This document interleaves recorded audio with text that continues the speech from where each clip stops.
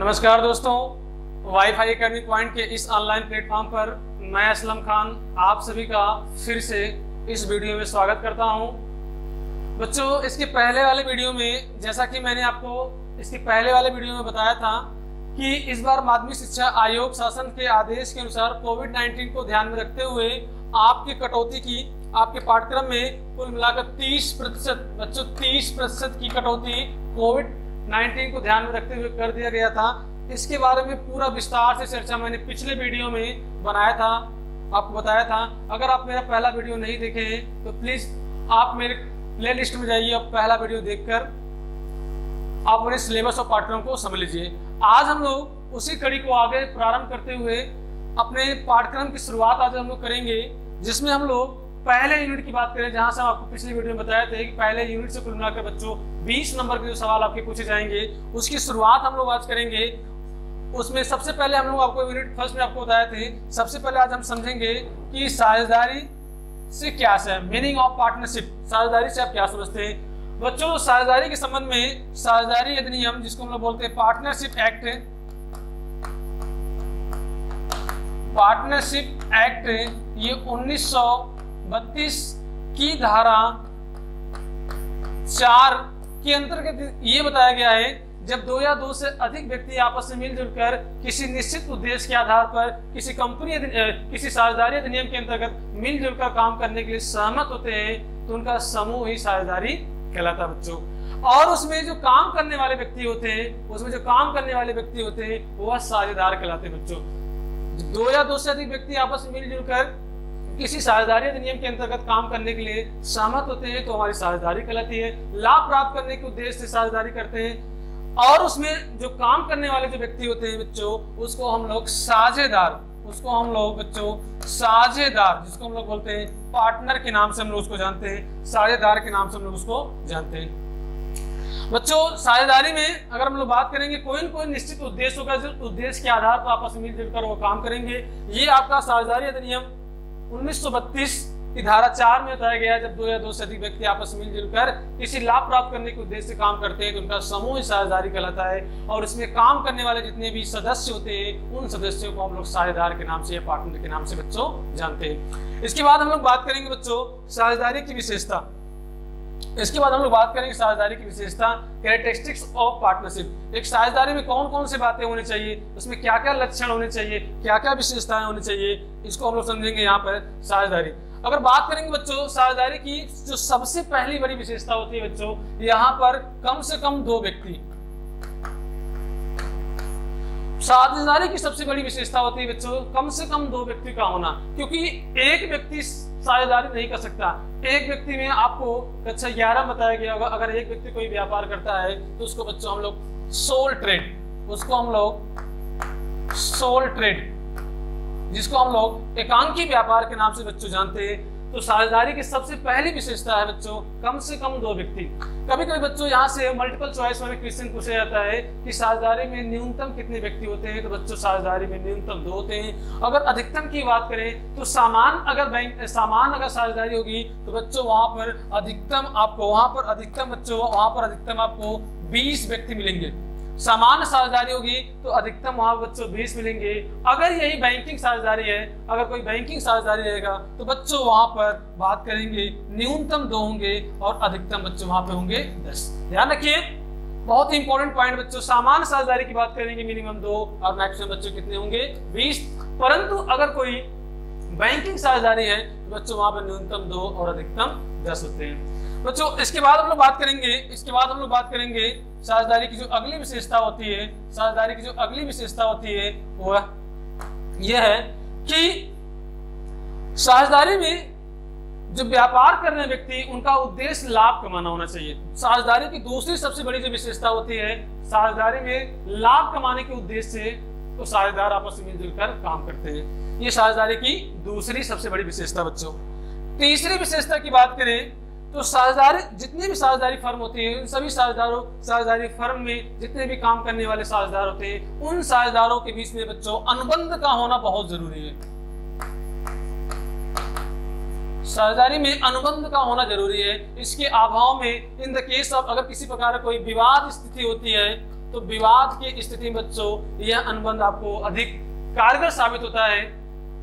तो साझेदारी की अगली की विशेषता की बात करें, उन सभी साझेदारों के बीच में किसी न किसी प्रकार का कोई न कोई अनुबंध का होना जरूरी है।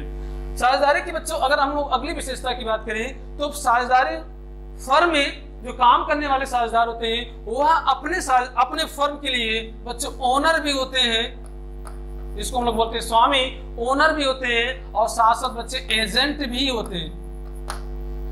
वह अपने साझेदारी फर्म के लिए बच्चों ओनर भी होंगे और साथ साथ क्या होंगे, एजेंट भी होंगे, स्वामी भी होंगे और एजेंट होंगे।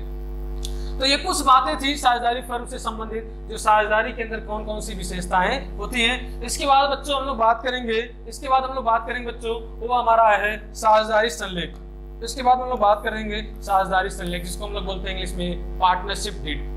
बच्चों साझेदारी अधिनियम में साझेदारी संलेख का होना अति आवश्यक होता है। साझेदारी संलेख बच्चों एक ऐसा पेपर है, एक ऐसा कागज होता है जिसमें साझेदारी फर्म के संबंधित सभी महत्वपूर्ण दस्तावेज, सभी प्रकार के महत्वपूर्ण लेख के बारे में, जैसे अगर हम लोग बात करें तो बच्चे फर्म का क्या नाम है, फर्म का क्या मुख्यालय है, फर्म में कितने लोग काम करने वाले व्यक्ति है, फर्म में अगर साझेदार पूंजी लाएगा तो पूंजी कितनी मात्रा में लाएगा, क्या फर्म में साझेदार के द्वारा लाई गई पूंजी पर ब्याज दिया जाएगा, यदि कोई साझेदार फर्म से आहरण करते हैं बच्चों तो उस आहरण पर क्या ब्याज चुकाया जाएगा, अगर कोई व्यक्ति या उसमें काम करने वाला साझेदार अतिरिक्त काम करता है, उस अतिरिक्त काम करने के बदले में अगर बच्चों उसको सैलरी मिलता है या वेतन मिलता है तो उसको कितना मिलेगा, इसका उल्लेख किया गया होता है।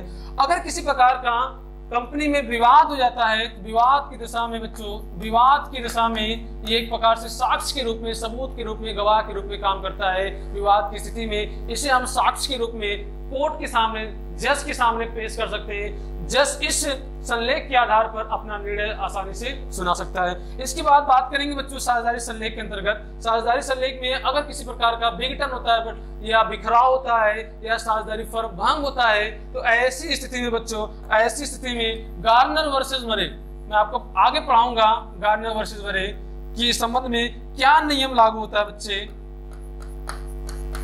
गार्नर बच्चों इसको बनाम कह दीजिए, गार्नर बनाम मरे के संबंध में क्या नियम बनाया गया है, इन सभी महत्वपूर्ण बातों का उल्लेख इस साझेदारी संलेख में लिखा गया होता है। तो किसी भी साझेदारी फर्म में साझेदारी संलेख का होना अति आवश्यक होता है। इसके अभाव में विवाद की स्थिति में बहुत गंभीर समस्या उत्पन्न हो सकती है। इसके बाद बच्चों हम लोग आगे अगर बात करेंगे तो साझेदारी फर्म में कुछ महत्वपूर्ण खाते आपको यहाँ पे खोलने पड़ते हैं, इसीलिए बताया गया कि some important account open in the partnership, कि साझेदारी में कुछ महत्वपूर्ण हमारे खाते हैं जिनको साझेदारी फर्म में काम करने वाले साझेदार जरूरत पड़ने पर, आवश्यकता पड़ने पर कुछ खाते यहाँ पर खोलते हैं। अगर बच्चों मैं बात करूंगा तो सबसे पहले आपको यहाँ पर एक खाता खोलना होता है, पूंजी खाता, जिसको हम लोग बोलते हैं कैपिटल अकाउंट।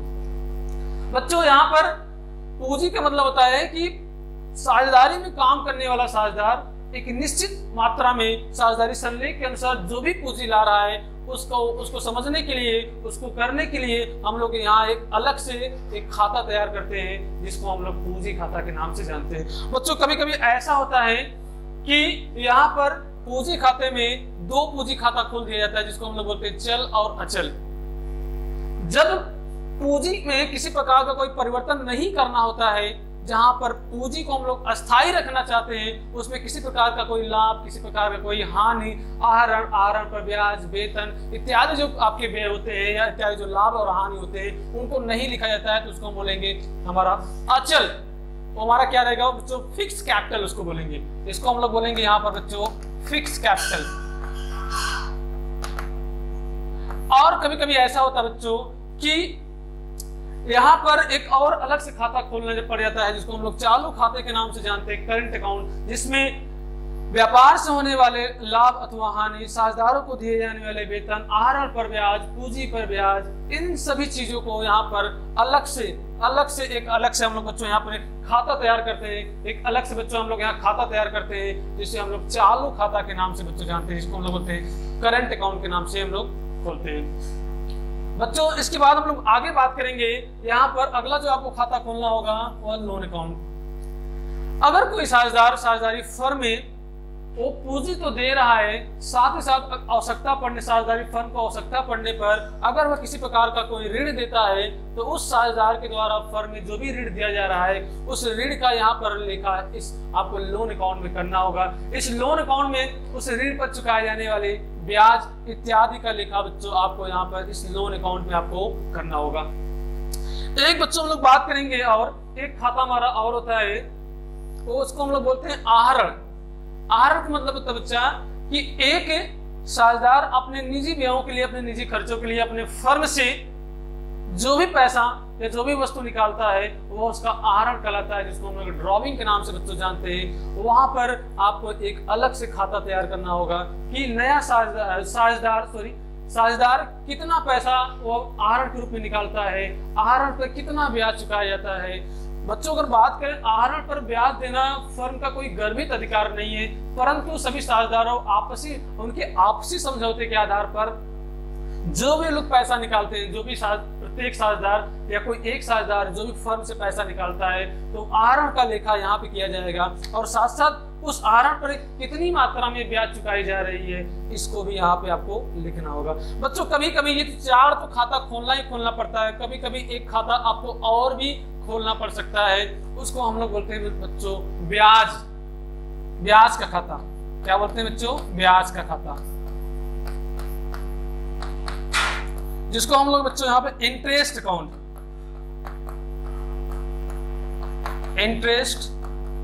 अकाउंट के नाम से जानते हैं। ये आप खोल भी सकते हैं अथवा नहीं भी खोल सकते हैं, क्योंकि जिस प्रकार बताया गया है कि अगर फर्म में जो भी साझेदार पूंजी के रूप में पैसा देते हैं तो फर्म यहाँ पर उस पूंजी पर एक निश्चित पैसे की दर से ब्याज चुकाती है। ठीक उसी प्रकार आहरण अगर कोई साझेदार करता है तो आहरण पर जो भी ब्याज का लेखा किया जाता है। इसी प्रकार अगर किसी प्रकार का कोई ऋण होता है, तो उस ऋण पर कितना ब्याज चुकाया जाएगा, ओवरऑल पूंजी पर ब्याज, आहरण पर ब्याज, ऋण पर ब्याज, इन सभी प्रकार के ब्याजों को समझने के लिए बच्चों यहाँ पर फर्म में सभी साझेदारों की सहमति पर एक अलग से खाता तैयार करता है। उस अलग खाते को हम लोग बच्चों ब्याज का खाता या इंटरेस्ट अकाउंट के नाम से हम लोग जानते हैं। बच्चों कैसा लगा वीडियो? आप इस चैनल को लाइक करें, सब्सक्राइब करें और कमेंट करके मुझे बताइए कि आपको और क्या चीजें चाहिए। कमेंट करके मुझे आप बताइए इस संबंध में और क्या आप जानना चाहते हैं। Okay, thank you.